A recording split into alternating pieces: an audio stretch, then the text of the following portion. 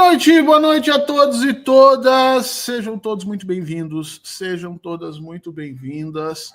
No nosso já tradicional domingão aqui, às 19 horas, hoje, dia 20 de março, você deve estar aí comemorando, né? Semana Santa, Páscoa, esse monte de feriados que aglomeraram aí. Nada contra, eu acho maravilhoso. Eu sou ateu, mas tenho um respeito profundo pelo papel que as religiões cumpriram no processo civilizacional. Só peço que, se você realmente gosta, né, dessas questões, se você realmente é devoto, lembre que, além do Cristo religioso que a gente está comemorando aí hoje, que a gente está saudando, existe um Cristo histórico também para você conhecer.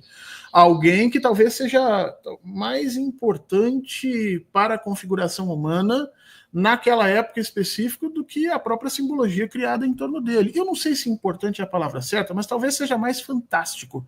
Porque você acreditar que Jesus Cristo fez tudo o que fez a partir da simbologia cristã, ora, se ele sabe que é o Filho de Deus, fica mais fácil, né? Agora, se ele é um ser humano, que nem eu e você, que sente medo, que sente frio, que sente fome, que sente dor, que tem dúvida, imaginar que ele foi capaz de transformar o pensamento dentro do Império Romano, lá atrás, e que foi capaz ali de construir um sistema de crenças que acabaram agitando toda uma estrutura milenar que estava estabelecida a partir da noção de igualdade, porque é basicamente o que ele faz, né? É algo realmente impressionante. Talvez mais impressionante do que transformar água em vinho. Também aqui não quero que tu fique chateado comigo. Se você gosta do vinho, maravilha, não estamos aqui brigando com nada. Porque às vezes a pessoa vai dizer, Fernando, transformar água em vinho foi o maior milagre que esse cara fez. Inclusive, se tivesse feito mais, nós estávamos até hoje todo mundo feliz.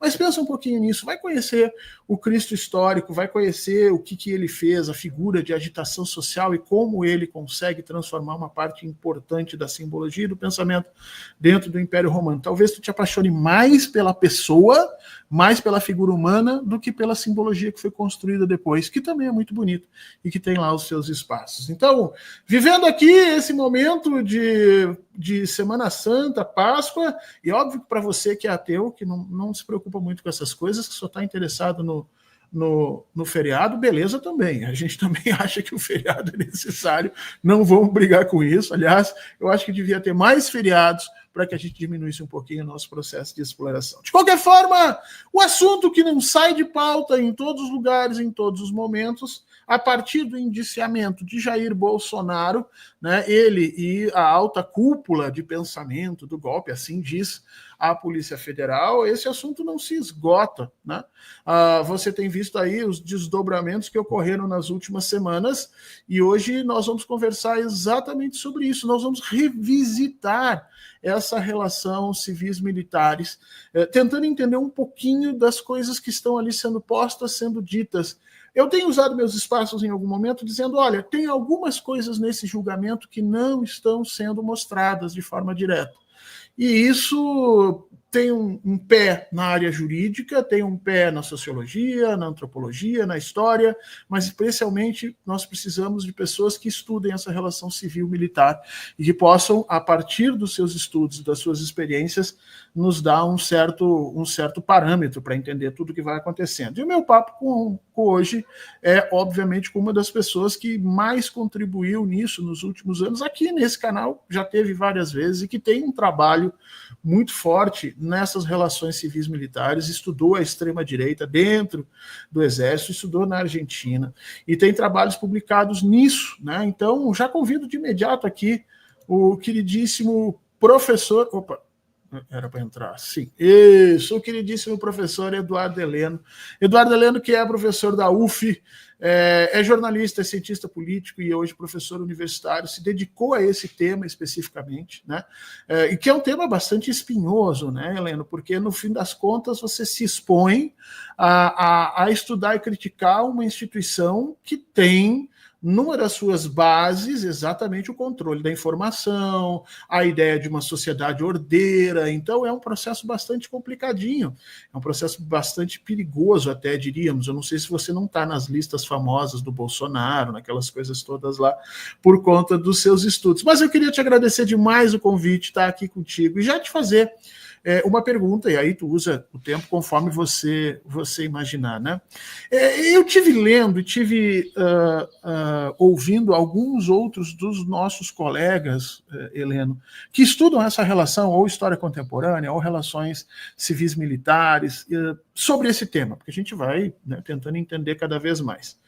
E assisti algumas falas do professor Francisco Carlos Teixeira, assisti algumas falas de outros professores, e queria reverberar contigo algumas coisas interessantes que surgiram desse grupo de pessoas que estão falando. E a primeira coisa que eu quero te perguntar é isso. Há uma voz hoje na sociedade brasileira dizendo, olha, esses julgamentos, ou o julgamento, né, básico está ali, da forma como está sendo colocado, ele não é suficiente para nos trazer uma noção de justiça propriamente dita pelo que foi feito. Por quê? Porque o professor Francisco Carlos Teixeira até lembrou isso na fala que eu vi. Ele diz, olha, o 8 de janeiro foi muito maior do que só Brasília. Nós tivemos bombas em áreas não militares, nós tivemos tentativas de explosão de torres de energia, refinarias, fechamento de rua, de BRs, né, fechamentos e ataques aos aeroportos, e nada disso a Polícia Federal trouxe para esses processos, e essas pessoas não foram identificadas, e o professor Francisco Carlos Teixeira, inclusive, disse que algumas das evidências foram até mal investigadas, no sentido de que ninguém foi atrás, porque se tem um explosivo numa rede de energia elétrica, eu quero saber que explosivo é esse, eu quero saber quem é que fez, quem é que não fez, o que estava lá dentro e tal. Então ele diz, olha, isso não é suficiente, né? Nem é suficiente por conta da quantidade de indiciamentos que nós deveríamos ter, e nem é suficiente porque muitos desses analistas estão lembrando que os processos estão sendo direcionados para a proteção de algumas figuras, especialmente da cúpula militar, em relação a isso, para que eles possam fugir dos chamados inquéritos policiais militares que serão abertos caso eles venham a ser condenados a crimes de mais de 2 anos. E aí eu queria perguntar para ti, na tua opinião, a forma como você está vendo isso no STF, a forma como nós estamos lidando com isso, Procurador-Geral da República e tudo, te parece suficiente para a gravidade daquilo que foi estabelecido? Ou tu tá junto com, por exemplo, esses outros profissionais, professores que estão aí dizendo, olha, a gente precisava fazer um pouco mais. Eduardo, obrigado pelo convite e passo a palavra, meu caro. Eu que agradeço, Fernando. É importante estar aqui nesse espaço de debate entre a academia e os meios de comunicação.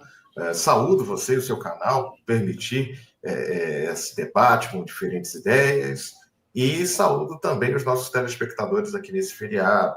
Eu gostaria de trazer aqui, a partir dessa pergunta, algumas reflexões que são necessárias. Realmente, o 8 de janeiro ele faz parte de um processo mais longo de atividades de ação política, né, que vão logo depois, que são muito vistas, né, a partir do primeiro turno das eleições. Nós tivemos aqui no Rio de Janeiro, na Avenida Dutra, né, bloqueio, tivemos em algumas regiões do país caminhoneiros fechando estrada, nós tivemos bomba, né, como foi citado, nós tivemos também uma série de manifestações, muitas delas agressivas, contra pessoas que estavam com adesivo, né, do candidato que tinha vencido o primeiro turno, Lula.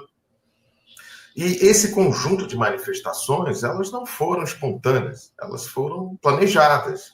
Havia, e eu acho que é importante dentro desse processo, né, investigar como o gabinete do ódio, isso já faz parte de um inquérito específico da Polícia Federal, como o gabinete do ódio articulou essas ações. E eu creio que a lembrança trazida pelo nosso querido Francisco Carlos é bem-vinda no sentido que parece que as coisas estão muito centradas no que aconteceu em Brasília, né? E realmente em outras cidades você teve manifestações na frente de quartéis que foram organizadas, né, dentro de uma rede que usava as redes sociais, como Telegram, Instagram. Então é um desafio também. Mas isso não desmerece o fato de que um processo ou um conjunto de processos de acusações chegaram ao STF né, via petição lá da Polícia Federal, o trabalho da PGR. Então, eu vejo que há um primeiro momento em que as cabeças, né, devem ser julgadas.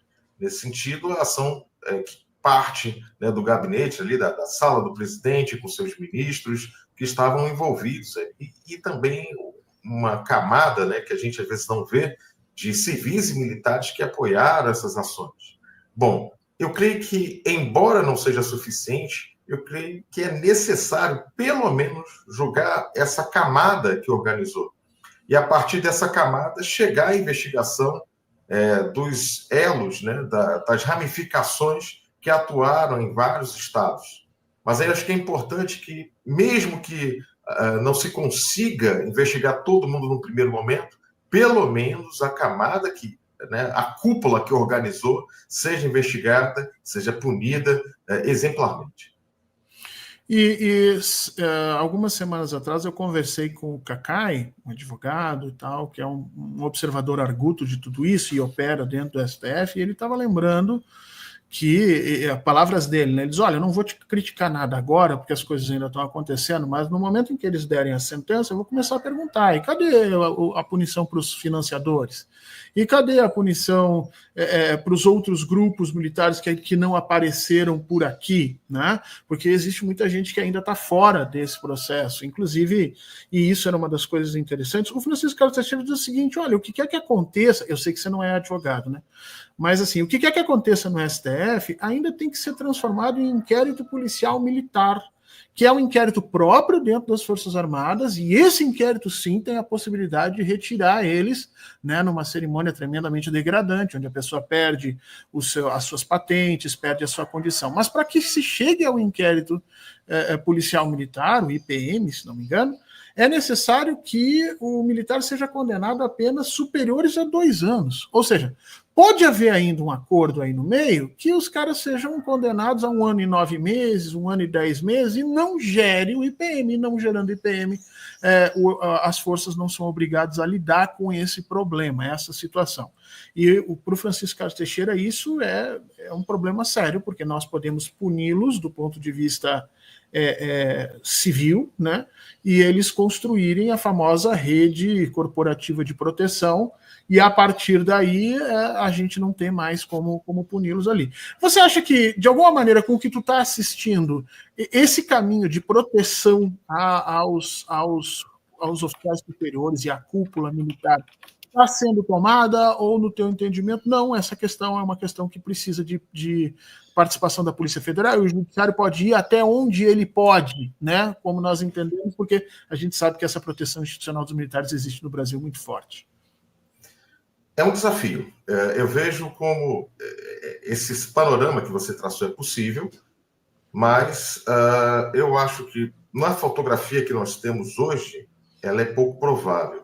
Houve uma mudança no STM, nós temos agora a ministra, né, que é a doutora Maria Elizabeth Guimarães Teixeira Rocha, e já foi feito, inclusive, essa semana eu tive a informação de que teve um caso no STM de um major que havia fraudado no exame médico e perdeu a patente.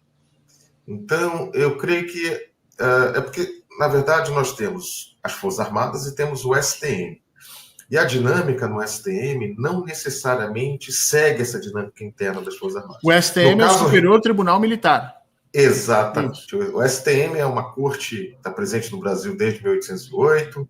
Ela tem como características, né, ter juízes de origem civil e generais, brigadeiros e almirantes, né, então, de origem militar. E é mais ou menos, tem uma divisão entre civis e militares ali, mas preponderantemente militares, ou seja, generais, oficiais generais. O trabalho da Érica Kubik, uma tese defendida em 2019, mostra claramente, inclusive no regime militar, como o STM teve uma dinâmica e foi investigado, né? Era monitorado pelo SMI, porque a maior parte dos processos que chegavam, os 707 processos que estão listados no Brasil nunca mais, né, boa parte chega cerca de 1/3, penas diminuídas ou absolvição. porque havia uma falta de tecnicalidade no processo. Então, essas atas, elas estão disponíveis hoje. Ela fez toda uma investigação com os áudios da época da ditadura. E agora, né, nós temos uma dinâmica no STM que é interessante. É a primeira vez que uma mulher dirige essa corte, que é tradicionalíssima, e dentro de um contexto também no qual é possível que realmente os militares sejam punidos, né, com a perda da patente. É claro que a gente ainda tem que levar em conta todo o processo que vai acontecer no STF, né, com a possibilidade de ações por parte dos advogados para diminuição de pena. Então, o primeiro debate vai acontecer no STF. Né? Após o STF determinar, né, a sentença, né, de acordo com o que for determinado no STF, o STM vai se pronunciar sobre o caso. Então, por exemplo, se um dos generais tiver uma sentença superior a 3 anos, aí o STM entra, né, para determinar a perda, né, da patente. A cerimônia que era feita no passado, salvo engano, ela não é feita mais, né, porque antigamente degradante, né? Era degradante, se colocava o oficial ou praça de frente para a tropa, né, e ia retirando, né, a divisa, sim, ou os galões, né, os símbolos, as insígnias militares, quase despindo o militar. Né? Mas hoje, se eu não me engano, não há mais, é só a decisão judicial mesmo que é feita. Mas, de qualquer maneira, é um passo importante. É necessário estabelecer limites claros, né, de que a lei ela existe para todos. Né? E se os generais se organizaram e participaram com outros oficiais superiores, como coronéis e majores, de uma tentativa de golpe de Estado, eles devem ser exemplarmente punidos. Lembrar que é um ponto que conversa com a primeira pergunta, sabe, Fernando? Quando a gente tem... Existe uma reflexão trazida por um autor chamado John Spengler, que ele falava da tentativa de golpe em 61 da França, né? Quando a extrema-direita militar tenta o golpe, e ele falava que, num ambiente de instabilidade, os coronéis têm mais a ganhar e menos a perder. Por quê?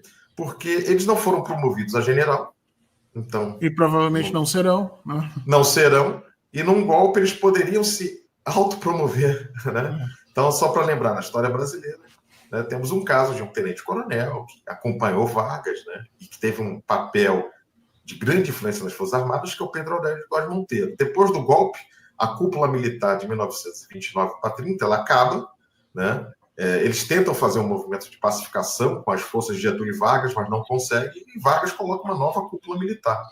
E o Góes Monteiro é promovido de tenente-coronel a general de brigada em 1 ano e 6 meses. Então, esse processo todo, embora nós podemos observar e estamos aqui buscando ver se os generais serão punidos, que é uma marca dentro do processo de redemocratização, né? E a questão não é vingança, a questão é enquadrar os militares, principalmente os de alta patente, ao marco democrático e republicano brasileiro. A gente está acompanhando isso, mas devemos lembrar que as camadas inferiores, ou seja, o que a gente chama de, levando em conta o generalato, os majores, os tenentes-coronéis e coronéis, os oficiais que a gente chama de oficiais superiores, né, mas que são inferiores aos generais, há de se ter uma vigilância sobre a punição dada a eles, se realmente vai acontecer, se realmente vai ter inquérito, né, porque alguns já estão arrolados nessa petição que foi feita pela PGR, mas outros, como foi um evento de escala nacional, ainda não sabemos, né? Ainda não sabemos se serão investigados dentro do âmbito, por exemplo, do Gabinete do Ódio. Muito se fala do Gabinete do Ódio dos civis que estavam lá, né? Ou até do próprio CID. Mas essas mensagens chegavam aos oficiais do Exército, aos praças do Exército, e ali eram difundidas dentro do que se chama de família militar. Isso. Então é necessário, né, que esse inquérito também do Gabinete do Ódio, né, traga à sociedade uma informação sobre o que foi feito e a punição dos envolvidos. Pois é, isso eu ia te perguntar também. duas perguntinhas para a gente refletir. A primeira é assim, o que está acontecendo? A gente pode classificar no Brasil como justiça de transição, apesar de um regime ditatorial não ter estabelecido? Porque se sim, bom, isso abriria uma possibilidade da gente fazer comparações com o que aconteceu na África do Sul, com o que aconteceu no Brasil mesmo, em outros países latino-americanos, mas eu tenho dúvida se a gente pode se a gente pode falar em justiça de transição, porque na realidade o golpe não se consumou, né? E a segunda coisa o professor Francisco Carlos Teixeira ele traz um argumento muito interessante. Ele diz, olha, nos processos de Nuremberg, quando foram julgados lá os nazistas no pós-Segunda Guerra Mundial, que são processos meio marco na restauração das instituições ocidentais, civilizadas, né, que tinham sido demolidas pelos nazistas, ele disse o seguinte, olha, e é verdade que eu li esses processos de alguma maneira para o meu trabalho de doutorado, mas ele vai lembrar o seguinte, olha, o exército alemão foi processado, o exército processado, não foram as pessoas, né? A Gestapo foi processada, a instituição foi processada, declarada ilegal e declarada abusiva, ou seja, houve sim uma readequação dessas instituições através do processo jurídico. Por que no Brasil a gente não processa? No Brasil está acontecendo assim, parece que tudo é culpa do general fulano de tal. Né? O general fulano de tal é a maçã podre dentro de uma árvore virtuosa em que todos são maravilhosos, tudo é excepcional. E isso a gente tem que pensar assim, porque se a gente for trabalhar com essa diferença e punir pessoas e não necessariamente exigir mudanças na instituição, talvez a gente não consiga chegar onde a gente quer, que é, como você colocou aqui, a adequação das Forças Armadas ao marco constitucional democrático brasileiro. Esse eu vejo como um debate muito rico, mas ainda não possível dentro da estrutura que nós temos, da conjuntura que nós temos. Vamos pegar aqui o caso alemão. Você citou Nuremberg, tem um caso mais recente, né? Existe uma tropa na Alemanha, que é a Kommando Spezialkraft, que seria as forças especiais, né?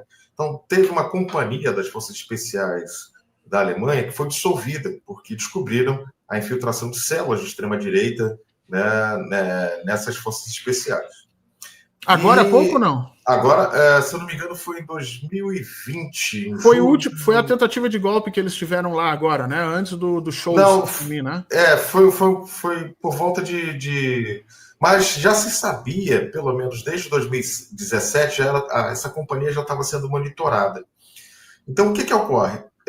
No caso da Gestapo, né, e outras instituições que fizeram parte, né, da militarização do período nazista, elas tiveram um impacto muito grande na história, né, do mundo e da Alemanha em particular. E a recriação da Alemanha condicionava, né, totalmente a transformação daquele passado em algo melhor. Ou seja, não se poderia mais conviver com um organismo do tipo a Gestapo, né, a SS, SA, e a Alemanha estava dividida, inclusive com, né, três lados, né, vinculados à França, à Inglaterra, Estados Unidos, e o outro lado vinculado à União Soviética. Então, as condicionantes de uma derrota na guerra, elas foram muito importantes para a transformação das instituições alemãs, né? Agora, no caso brasileiro, em que há uma permanência, e nós não tivemos, assim, participamos da Segunda Guerra, mas o que nós tivemos em 64, né, foi um golpe militar, uma guerra suja, né, no sentido de voltada contra a própria população, e as condicionantes em 1985 foram condicionantes de conciliação, né? A Páscoa, né, Licena, cai no dia 20 de abril, né? Na segunda-feira é 21 de abril, Tiradentes, mas também 40 anos da morte de Tancredo Neves. Então, as condicionantes, veja bem, a gente retorna à democracia de forma indireta, houve uma pressão do então presidente Figueiredo, né, general presidente Figueiredo, para que a eleição do colégio eleitoral se guiasse para que a emenda direta já não vencesse. E aí temos um presidente eleito indiretamente que morre no dia 21 de abril, ou seja, não sequer chega a governar, né? Sequer empossado, né, Eduardo? Sequer empossado. Tem até uma discussão se não teria que se fazer uma nova eleição.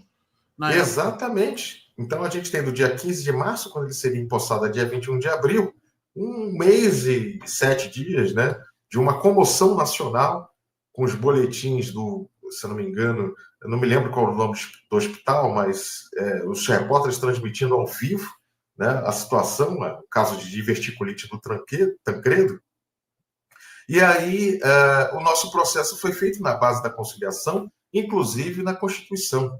Tem muita coisa hoje que são problemas do presidencialismo de coalizão, mas foram sementes, né, plantadas nesse período de redemocratização por influência militar. Talvez a mais notória e menos conhecida, que é uma incongruência em termos, né, é notória porque todo mundo fala, mas é menos conhecida a sua origem, é o Centrão.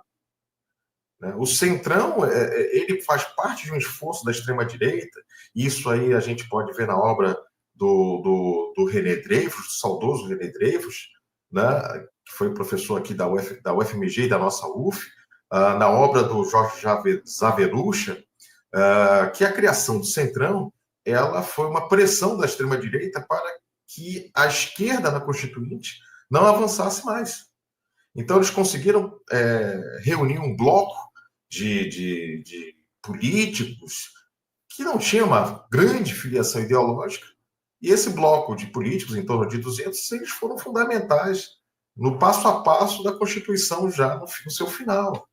Então, isso brecou algumas reformas importantes, e desde então, o Centrão, como ator, ele tem sido influente. Ele foi influente no governo Lula, ele foi influente no governo Dilma, né? É o Eduardo Cunha, que vem do Centrão, que está ali presidindo, né, a sessão do impeachment da Dilma Rousseff, né? É o Centrão que está ali com o Temer, é o do Centrão que vem o Bolsonaro, que na verdade ele era um cara isolado, mas tem ali o apoio do Centrão. E o Centrão é uma criação, né? Um recurso que o José Sarney e a cúpula militar, principalmente do Exército, tiveram ali para que controlasse os esforços mais progressistas da nossa Constituinte. Que, diga-se de passagem, né, quando a gente lê os 5 primeiros artigos da Constituição brasileira, eles são extremamente progressistas. Né? E que, se fossem cumpridos, estaríamos num país com muito mais justiça social do que estamos. Né? Isso é interessante. Agora, voltando aqui à questão de instituições, e vamos dizer, CNPJ e CPF. Acho que, de um primeiro momento, é necessário punir o CPF, porque isso não é uma coisa fácil, em termos de tradição na redemocratização, em termos de temas que vão, por exemplo, o atentado ao Rio Centro. Nós tivemos um sargento e um capitão diretamente envolvidos no atentado. O sargento morre no dia do atentado. O capitão não só não é punido, como ele vai seguir a carreira dele, né? Terminar a carreira dele, ser promovido depois na passagem reserva, né? E ainda ganha medalha do pacificador, ele sai da ativa como coronel. Então, e por mais que o caso fosse reaberto em 1998, se eu não me engano, em 2004, nada foi feito. Então, veja bem, eu não discordo que a instituição, de alguma maneira, tenha que ter um enquadramento à nova ordem que buscamos ser democrática e republicana. Mas acho que, num primeiro momento, é importante, primeiro, punir os responsáveis. Primeiro, a primeira maneira de você mudar a instituição é tirar o manto da impunidade. E esse é um processo longo, porque a nossa conjuntura é diferente, ela é marcada por uma outra dinâmica. E uma outra maneira de mudar a instituição é a ação decisiva no processo educacional. É a ação decisiva no marco institucional da própria história como a instituição civil. Não, isso, não. Eu ia pegar exatamente esse gancho, porque a gente ouviu, e a gente ouve muito, especialmente dos advogados que trabalharam e trabalham aí ainda nos crimes da ditadura, o argumento de que, olha, se nós tivéssemos tido uma justiça de transição melhor, se tivéssemos punido lá atrás os militares, talvez não estivéssemos vivendo agora essa estrutura de golpe. Esse é um argumento que eu mesmo já usei várias vezes, mas eu te confesso que eu estou menos convencido dele hoje. Por quê? Pela situação que você acabou de citar. O que é mais preponderante nesse comportamento reiterado dos militares de atacar a democracia brasileira de tempos em tempos. São mais de 20 golpes durante o nosso período republicano. Se a gente fosse citar todos aqui, não ia ter programa, a gente ia ficar só falando deles. Mas o que é mais preponderante? É essa falta de uma justiça de transição, essa impunibilidade que você mencionou agora, ou é esse controle que os militares têm sobre o processo da sua formação, né, e, portanto, eles se reproduzem, não há uma formação militar propriamente dita, há uma reprodução dos dizeres dos antigos militares de patente mais alta sobre os mais novos. É uma reprodução como se fosse uma cópia celular, uma coisa absurda, não entra ideia nova. Para ter uma ideia, o general Mourão, né, que supõe-se é o produto mais bem acabado das Forças Armadas, porque chegou à condição de general, então ele recebeu a maior quantidade de investimento, ele passou pelos maiores cursos. No segundo dia, o terceiro dia que ele estava eleito vice-presidente da República, ele deu uma declaração dizendo que os negros eram ladinos e os índios eram preguiçosos. Quer dizer, a gente sabe que isso era a forma como os europeus interpretavam o Brasil no século XIX. Então, você pergunta assim, meu Deus do céu, um general do século XXI reproduz um argumento pífio, racista, preconceituoso do século XIX na televisão, sem capacidade crítica. Porque, veja, ele pode até achar que é isso, né? Mas ele deveria dizer, não, se eu disser isso vai ficar meio ruim, porque o pensamento já mudou. Mas não, ele era completamente inconsciente do absurdo que estava dizendo. E aí recai sobre essas questões que você acabou de mencionar, que são as instituições educacionais do Exército. A gente não precisava mexer ali, apertar algumas porquinhas, mudar algumas coisas, se a gente quiser realmente um enquadramento democrático das forças militares? Esse debate é outro debate muito importante. Primeiro porque o Brasil não pode deixar de ter Forças Armadas. Um território que nós temos, né, com a importância que nós temos... Não dá para fazer que nem a Costa Rica. Não dá para fazer igual a Costa Rica, exatamente. Quando a gente tem, né, líderes de Estado usando justificativas para promover eleições para dividir países, né, e a Groenlândia começa a ser agora um exemplo, né, o alvo do Trump. Exatamente, mas há outros casos. Mas o que é importante aqui a gente citar é que vamos lá, vamos falar um pouco de justiça de transição, vamos falar um pouco de educação dos militares e vamos falar um pouco de como os militares se inserem nisso. A justiça de transição no Brasil, e aí aproveitando a segunda pergunta, né, até para respondê-la de forma mais completa, ela foi marcada pela conciliação. Então, nós não tivemos assim uma justiça de transição logo depois do regime militar. Os militares se preocupavam exatamente com a questão do revanchismo e fizeram uma série de coisas para que não houvesse nenhum tipo de julgamento. Então, que coisas eles fizeram? Então, na Constituição, né, dar ainda às Forças Armadas, né, embora sua nova vinculação estivesse afastada da ideia de segurança nacional dos anos 70, né, dar uma vinculação de participação em crises, como o artigo 142. No caso brasileiro, isso é uma outra discussão, porque, em geral, né, a solicitação de GLO vem das autoridades civis. Não se constrói, por exemplo, no caso do Rio de Janeiro, né, um policiamento diferente, voltado à comunidade, e isso gera uma crise, e, em geral, quem tem que apagar esse incêndio são os militares, e aí você tem uma situação muito estranha, em que é um Estado que é vocacionado para o turismo, ele é o Estado que mais solicita operações de garantia da lei e da ordem, e mesmo tendo um dos maiores PIBs da República, não consegue resolver o problema da segurança pública. Isso é um outro debate. Mas debate do Rio de Janeiro, inclusive. Do Rio de Janeiro, inclusive, exatamente. E um outro aspecto, quando nós temos, né, todas as tentativas de julgamento dos militares envolvidos em crimes, né, na repressão, elas redundaram em algum tipo de bloqueio do Exército. Então, era muito difícil se ter informação. Só no governo Fernando Henrique é criada uma política de mortos, de memória voltada aos mortos e desaparecidos, né? Depois criada uma comissão de mortos e desaparecidos em 2002. E no governo Lula a gente tem um avanço, né? Mas no governo Dilma esse avanço ele é mais incisivo com a criação, né, da Comissão Nacional da Verdade, que na verdade certamente foi criada um pouquinho antes, né? A tentativa já no final do governo Lula, com o Plano Nacional de Direitos Humanos, no governo Dilma, a Comissão Nacional da Verdade. Essa Comissão da Verdade, ela passa a funcionar com maior efetividade, não por uma questão interna, sim pelo fato do Brasil ser signatário, né, da Corte Interamericana e do Pacto de São José da Costa Rica. E aí, com isso, há casos a serem investigados que De direitos humanos, né? Que de são direitos constitucionais, humanos. mandamentos constitucionais. Exatamente. E o Brasil, como adotou a carta, ele acaba sendo obrigado, né, por pressão internacional da Organização dos Estados Americanos, a investigar os casos de tortura que não prescrevem, né, o desaparecimento que não prescreve.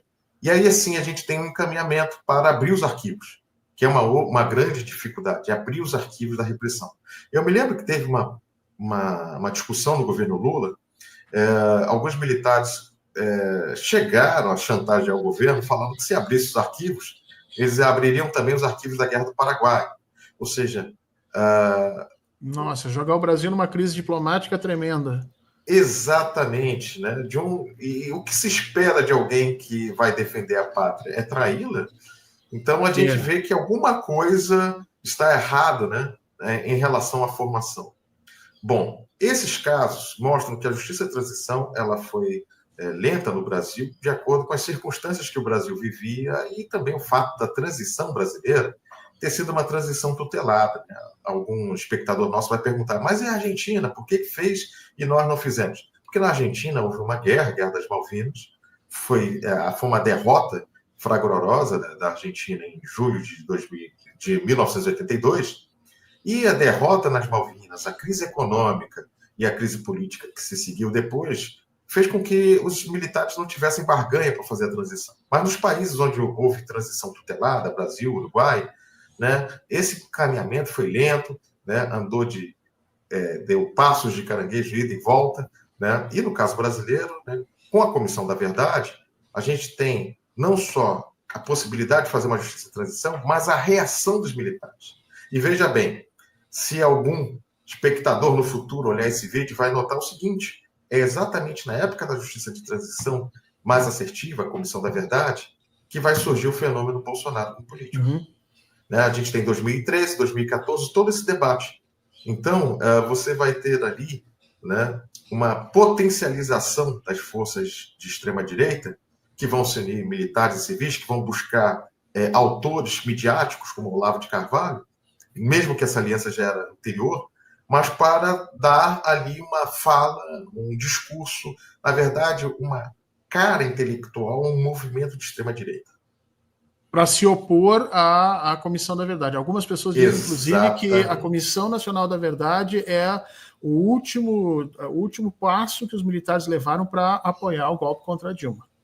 Exatamente. E aí, veja bem, eu entendo, né, todo esse processo com a reação dos militares implicados nesses crimes, dos militares que apoiaram esses torturadores. Então, nós temos na sessão, né, quase mais de 20 horas de sessão do impeachment, nós temos o discurso do Bolsonaro fazendo elogio ao Ustra e sendo aplaudido no Congresso. Então, a gente começa a entrar num mundo distópico em que o Congresso, que é uma instituição democrática e republicana, aplaude o discurso de um torturador de uma ditadura. E que é o símbolo desse processo de ruptura democrática que nós tivemos. Quer o Ustra queira, quer não queira, ele virou o símbolo disso. Ele virou o símbolo. Ele não foi punido em vida.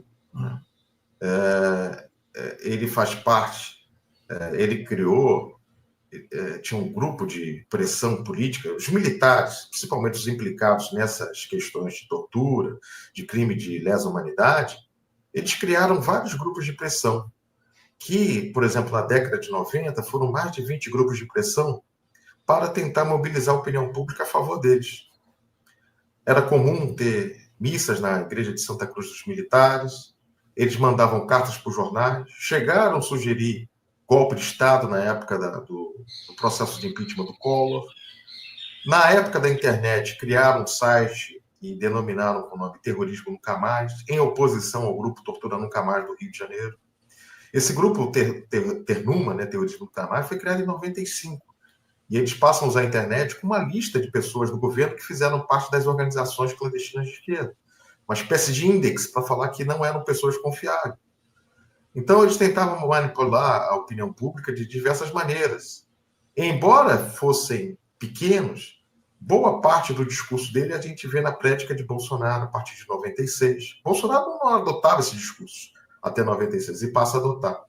E assim também como oficiais. Então, tem uma penetração desse discurso de extrema-direita no Exército, em especial, nos comandos de área, muito forte. Isso vai, inclusive, explicar a prédica de Mourão, né, de Bolsonaro e de tantos outros. Essa lógica de que os militares seriam melhores do que os civis na administração, que não seriam corruptos, que seriam patriotas. E quando, na verdade, a gente vê o governo, Bolsonaro, eles estão mais preocupados com seus privilégios do que com a República. Né? E a gente viu... Deixa o reino...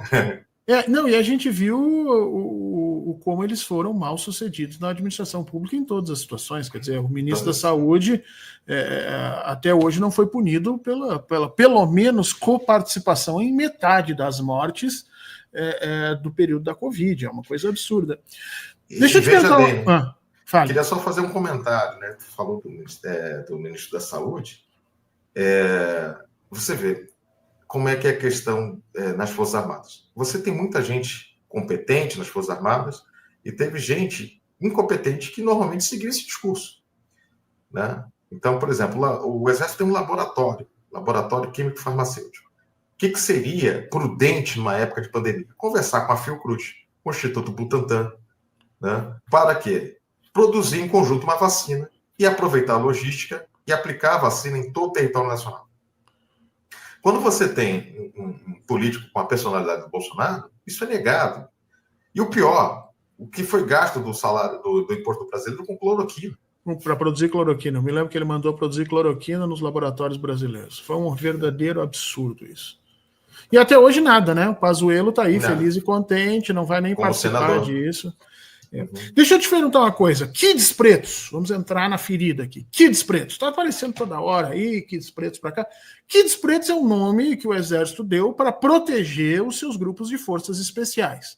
Forças especiais que são destacamentos dentro da tropa que tem treinamentos diferentes. Então você tem guerra na selva, paraquedistas, né? Você tem uma série de grupamentos que fazem determinadas funções dentro do exército. Isso é comum em todos os exércitos do mundo. Né? Na Rússia você vai ter o pessoal da equipe de mísseis balísticos, você vai ter o pessoal de guerra no espaço, você vai ter nos Estados Unidos, muitas pessoas não sabem, mas os Mariners nos Estados Unidos, eles são uma parte separada da própria marinha norte-americana, né? Então, lá eles têm os boinas verdes, os boinas pretas, enfim, e nós copiamos um pouco desse modelo aqui, e aí surge aí no meio desse processo os chamados kids pretos. O professor Francisco Carlos Teixeira diz que isso é um absurdo, que as forças especiais no Brasil, elas são voltadas para a guerra contra a insurgência, ou seja, para atacar movimento social, para mapear pessoas lá dentro. E eu vou lembrar, naquela época, não sei se tu te recorda, dos movimentos de 2013, que nós tínhamos militares infiltrados durante aquele processo, né? Nós tivemos o famoso tenente Balta, que era Baltazar de não sei do que tem até as fotos dele ali fingindo que era revolucionário, que era não sei o que, na realidade era da inteligência do exército naquela situação, era supostamente desses grupos que não deveriam existir e que nós vimos funcionando em Brasília, né? Quem olhava, e você certamente deve ter visto isso, quando você olhava a Praça de Guerra que se transformou a Praça dos Três Poderes, você via direitinho determinados indivíduos se movimentando com técnica militar. Porque a própria andar em tropa é uma técnica militar. Você olha de cima, você percebe, aquilo lá são civis correndo ao léu, aquilo ali, mas aqui eu tenho um grupo que está agindo diretamente. E você via isso. O que a gente faz com essas instituições ou com essas tropas especiais? O que você acha a respeito desse argumento? E se não poderia começar por aí um enquadramento da instituição militar a esse marco democrático? Eu acho que o melhor caminho de enquadramento seria fortalecer o Ministério da Defesa. Né? Um kid preto, forças especiais que recebe uma ordem de cima para fazer esse... Porque a ordem não vem só do comandante do centro de operação, do centro de operações especiais, né? Porque o centro em geral, um centro formador. Né? E aí você tem uma companhia de operações especiais. Essa companhia ela não age isolada, ela age dentro de um contexto hierárquico de instituições dentro do Exército. Então, se a ordem para que esse oficial fizesse isso chegou, então nós temos que pensar como que essa estrutura ainda está viciada numa visão de que o inimigo é o inimigo interno. Então, se tem alguém no alto comando, no comando de operações terrestres, que dá essa ordem, né, para que esses militares façam esse tipo de ação, que é uma ação voltada contra a sua própria população. Então, não adianta, né, extinguir se você não pegar a raiz do problema. Então, a raiz do problema, primeiro, é que tem que ter um enquadramento de toda a instituição no marco democrático. E a outra, que esse enquadramento deve ser feito preponderantemente, mas não exclusivamente, pelo Ministério da Defesa. Temos que ter um Ministério da Defesa capaz, né, de verificar essas questões, capaz de atuar rapidamente, né, nessas questões e capaz de formar recursos humanos, isso aqui trazendo a Estratégia Nacional de Defesa de 2008, que foi revisada, mas tem que se formar, né, não podemos pensar numa estratégia nacional em que não haja uma formação de recursos humanos de excelente nível. E pensar recursos humanos na defesa de excelente nível é que tenham a visão de que as nossas ameaças são externas e não internas, no âmbito da defesa. Ameaças internas, elas são alvos de segurança pública, né? E as ameaças externas, sim, por parte das três forças, né? Você citou aí os fuzileiros dos Estados Unidos, os marinhos. Nos Estados Unidos, os marinhos são uma força separada. Os Estados Unidos têm 5 forças armadas, né? Agora 6 com a força espacial. A Rússia também tem uma quantidade maior do que 3, né? A Venezuela tem 4, se eu não me engano, e nós temos 3 forças. Então, para que um oficial, né, não seja enviado para uma missão de monitoramento de movimento social, de movimento estudantil, é necessário que haja um Ministério da Defesa forte, com ingerência civil, né, e uma ingerência que profissionalize para os novos tempos. Não adianta chegar um general da reserva e falar que o problema aqui é o comunismo, quando a gente olha o mundo ao redor e os militares brasileiros que vão participar de missão de paz vão encarar, né, outro tipo de situação. Se eles estão no Líbano, eles vão tentar entender, vão ter que buscar entender muito rapidamente. Vão ter que achar comunista no Líbano. Exatamente, onde a questão é entre maronitas, entre sunitas e xiitas. No Congo, esse debate não existe, porque no leste do Congo você tem mais de 100 grupos armados e que não operam dentro dessa lógica da Guerra Fria passada. Então, na verdade, o quanto se gasta para a formação de oficial, o quanto se gasta para a formação continuada desse oficial chegar até coronel e quanto se gasta na preparação de um general para que essas tolices da Guerra Fria sejam ainda repetidas. É um desperdício de recursos públicos. O mundo é diferente hoje em dia. Não, exato, é assustador isso. A gente vê o mau preparo das Forças Armadas brasileiras é brutal. Eu costumo dizer, inclusive, que eu acho que as Forças Armadas brasileiras nem modernas são ainda, no sentido da modernidade que a gente viu no pós-Segunda Guerra. As Forças Armadas brasileiras estão muito mais próximas do modelo que a gente viu até a Primeira Guerra Mundial, na sua forma de conscrição, nos seus principais objetivos, na sua forma de ação e principalmente na sua hierarquização vedada, né? Porque eles não adentraram os princípios democráticos de transparência, de participação, e ainda trabalham muito com essa perspectiva antiquíssima. Então a gente precisa modernizar isso. A gente está indo para o final, Eduardo, e eu queria te perguntar uma coisa aqui importante também. Muitas críticas estão sendo feitas ao nosso sistema, ao tripé, você citou um deles aqui, que é o Ministério da Defesa, mas há um tripé da relação civil-militar no Brasil, que é composto pelo GSI, pela ABIN e pelo Ministério da Defesa, aí o Ministério da Defesa como um grande guarda-chuva compondo aí as forças. Vamos lembrar para as pessoas que às vezes as pessoas não sabem, mas defesa é um termo bastante amplo, viu? Não é só a força militar. Aliás, as forças militares são o último recurso de defesa e no mundo contemporâneo, dada a assimetria de forças que a gente tem, talvez nem seja a nossa principal aposta para a defesa. Vamos falar sério. Para um porta-aviões norte-americano aqui no Rio de Janeiro, acabou a comunicação brasileira. É um porta-aviões só, nós não temos como bater isso. Então, gastar dinheiro para nos defender de ameaças que nós não temos condições é um erro. Então, a ideia de defesa é muito mais ampla. Ela traz junto diplomacia, traz junto o chamado soft power, cultura, educação, essa inserção internacional. Então, é um ministério muito mais amplo. Mas esse tripé, GSI, ABIN e Ministério da Defesa, ele foi tremendamente militarizado. O GSI, inclusive, foi uma exigência dos militares agora ao presidente Lula que continuasse na mão dos militares, algo que não era, que desde o início sempre foi um espaço de participação civil. A ABIN segue submetida à Polícia Federal e a gente viu durante o período do Bolsonaro que ela foi totalmente militarizada também, né? E você defendeu aqui o fortalecimento do Ministério da Defesa.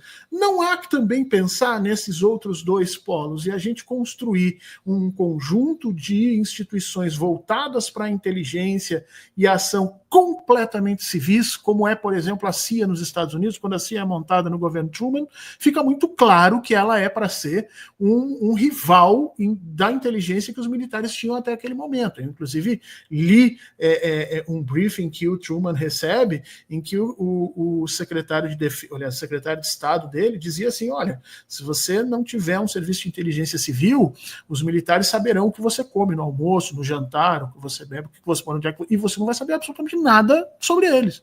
Então, ali se constrói, vamos dizer assim, uma inteligência civil mais voltada para o poder democrático. Não está na hora do Brasil pensar nisso e modificar as nossas instituições? Sem dúvida. E eu acho que até o desafio é mais amplo, sabe, Fernando? Boa parte do problema dos militares no Brasil é porque a camada civil, por exemplo, no século XIX, os militares foram meio que segregados, né, e só têm noção do seu poder na Guerra do Paraguai.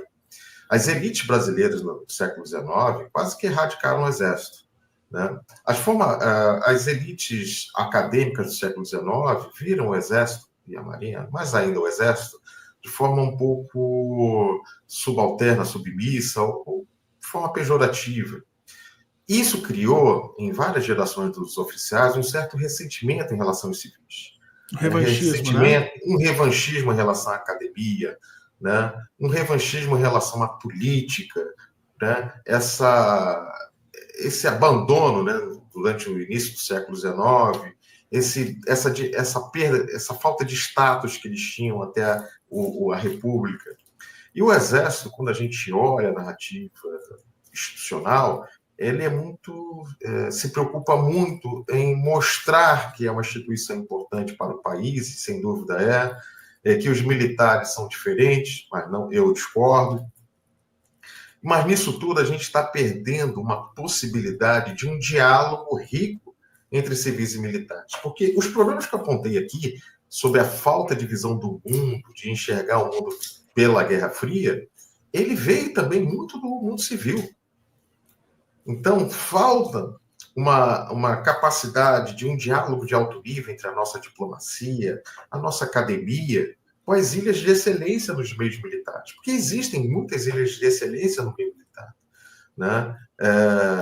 A gente, quando está falando esse debate aqui para o nosso telespectador, a gente está preocupado com a parte das Forças Armadas que ainda está no passado, que ainda vê a sociedade de uma forma equivocada, né? E que tem uma influência muito grande porque acaba sendo foi capaz de articular um movimento que quase derrubou a nossa democracia.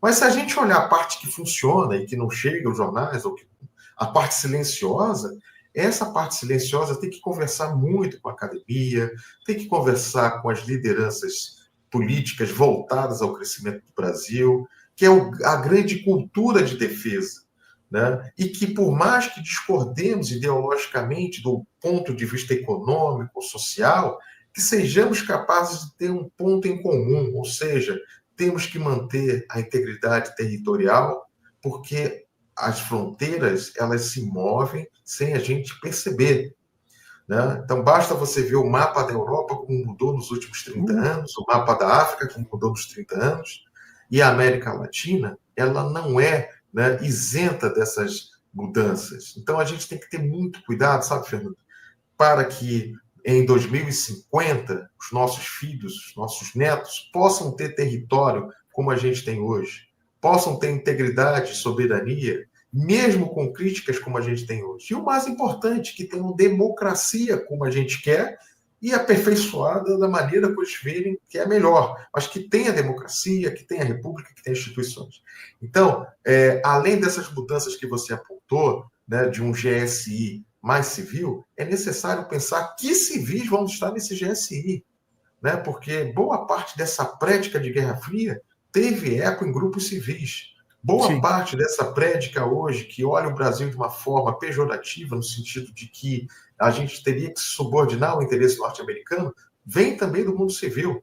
Então é necessário, mais do que nunca, a gente ter um campo, que eu diria até mais nacionalista, mas também democrático e aberto, né, no sentido do diálogo, seja de esquerda, de direita, né, para que a gente consiga fazer uma agenda comum, que inclusive vai ser bom até para os próprios militares, que vão estar voltados à sua atividade fim mais profissional, para aqueles que são do Gabinete de Segurança Institucional, uma visão mais ampla, né, mais rica do processo, porque o Brasil é cada vez mais global, e para aqueles que estão na BIM, né, é tirar o entulho autoritário, porque a BIM ela vem do SNI, né, mas embora o SNI tenha sido extinto, porque só fazia dossiê de fofoca, como dizia o Collor, né, parte da estrutura ainda ficou uma herança do regime militar. Então é necessário modernizar, dar o toque civil, né, mas dar um toque que seja baseado sempre em república, democracia e instituições. E com um Brasil plural, um Brasil que tenha diversidade,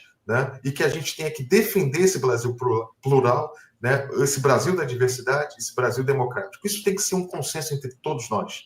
Né? E, é claro, como instituições que vão sempre aperfeiçoar, elas vão ter que ser abertas à crítica. Né? Elas vão ter que sair do pedestal da perfeição, do insulamento, né? E que vão ter que ser abertas a críticas. Aí sim a gente tem um caminho para o aperfeiçoamento. A gente pode ter forças especiais que operem nesse sentido. A gente pode ter comando de operação terrestre que opere nesse sentido. Agora, no sentido que está, realmente é totalmente compreensível a crítica do nosso querido professor, né, Francisco Carlos, é compreensível a sua crítica também, porque esse insulamento não ajuda nada a ninguém e só atrasa o debate de defesa, que, como você mesmo citou, é um debate nacional, não é um debate só sobre, né, o meio militar. Defesa está, inclusive, na nossa capacidade de ter indústria farmacêutica nacional ou capacidade de mobilizar medicamentos em caso de conflito. A gente está vendo um panorama na Europa que alguns governos estão transmitindo, né, meio que medidas de emergência em caso de ataque nuclear ou ataque de tropas.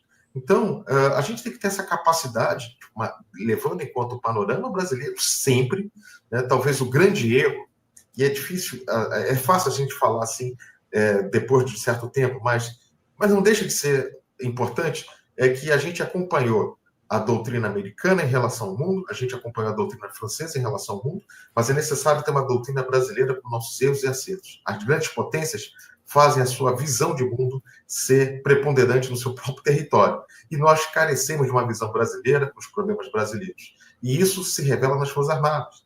Né? Então a gente vê tudo de fora, mas deixa de pensar como brasileiro, né? Com o tamanho dos problemas que nós temos, com os desafios que nós temos, com a diversidade que devemos ter, né?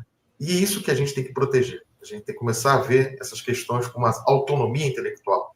E é um debate que a gente tem que chegar também nas universidades.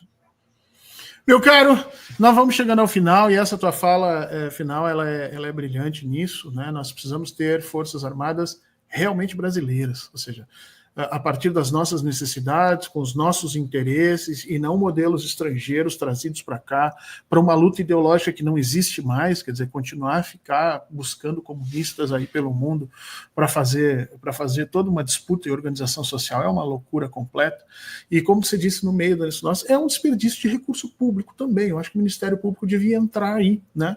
Todo militar que aprende numa academia que o negro é ladino e que o índio é preguiçoso, os professores dessa academia deviam ser chamados a apresentar. Vem cá, o que vocês estão ensinando? Eu quero entender isso, porque isso é recurso público jogado fora. Meu caro Eduardo, eu quero agradecer demais a tua presença aqui. Lembrar para as pessoas que esse é um programa sim gravado, nós estamos na Páscoa, deve estar todo mundo aí, né, participando com a sua família, e a gente conseguiu esse espaço aqui com o fantástico professor Heleno, que nos trouxe toda essa reflexão aqui. Então, pedir para você vocês se inscreverem nos canais, especialmente do 247, para que você se torne membro, porque o apoio que você dá à mídia não monopolista no Brasil foi o que consubstanciou toda essa nossa capacidade de resistir ao período bolsonarista e tudo mais, capacidade que talvez a gente esteja vendo, por exemplo, lá nos Estados Unidos, não tenha acontecido. Então, dá a tua contribuição aí, te inscreve nos canais, se você puder, torne-se membro, segue o professor Heleno nas redes, tem muita coisa sendo produzida, sendo pensada. Eduardo, meu caro, eu quero te agradecer demais, te deixar um grande abraço, uma feliz Páscoa para ti e para toda a tua família, e a gente vai seguir discutindo isso, porque eu tenho a impressão que a gente ainda precisa mexer muito nessa massa para ela virar um bolo minimamente direitinho, mas ela é feita desse nosso papo, desses tempos que a gente acaba compartilhando aqui. Muito obrigado, meu caro. Eu que agradeço. Só de haver o debate já é uma grande contribuição no futuro do país. E esse debate tem que ser feito em várias mídias, em várias plataformas, e é importante contar com a sua plataforma também para a gente estabelecer esse debate. Deixo a todos o meu abraço, uma boa Páscoa, comemorem aí, reúnam a família, e sem a briga, né? Sem a polarização, pelo menos nesse momento de Páscoa. Um abraço a todos. Um abraço, Eduardo. Até. Boa noite a todo mundo. Boa noite. Tchau, tchau.